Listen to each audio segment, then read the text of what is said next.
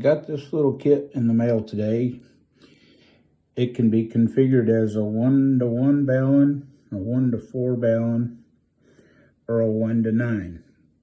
And I'm very happy with the quality of the parts. And it's a little smaller than I thought it would be. But we're going to give it a good workout tomorrow. It's got a watertight case.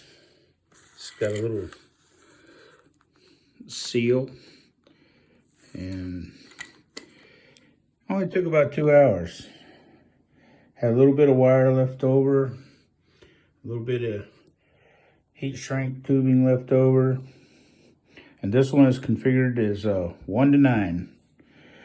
So there you go. Easy peasy.